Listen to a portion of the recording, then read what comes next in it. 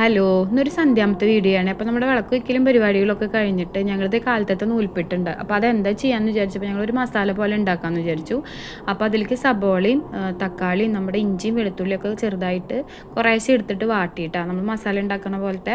എന്നിട്ട് അതിലേക്ക് കുറച്ച് ബിരിയാണി മസാലയും കുറച്ച് മുളകും പൊടി ഇട്ട് നന്നായിട്ട് ഇതാക്കി, എന്നിട്ട് കുറച്ച് തുണ്ട് വെള്ളം ഒഴിച്ചു.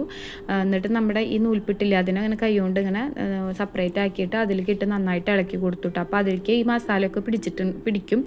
അതിന് വേണ്ടിയിട്ട് ഇങ്ങനെ ചെറുതായിട്ട് ഇങ്ങനെ ഇത്തിരി നേരം വെച്ചു.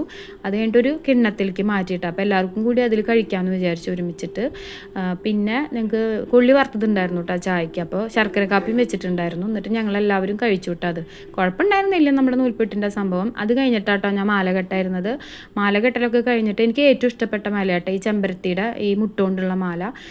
അപ്പോൾ അത് പിന്നെ ഒരു മുല്ലമാല ഉണ്ടായിരുന്നു, ഒരു വെള്ളമാല ഉണ്ടായിരുന്നു. അപ്പോൾ അതൊക്കെ ഞാൻ നനഞ്ഞ തുണിയിൽ പൊതിഞ്ഞ് വെച്ചു. എൻ്റെ വീഡിയോ ഇഷ്ടമാണ്, സബ്സ്ക്രൈബ് ചെയ്യണേ, ലൈക്ക് ചെയ്യണേ. ഇത്രയേ ഉള്ളൂ കേട്ടോ.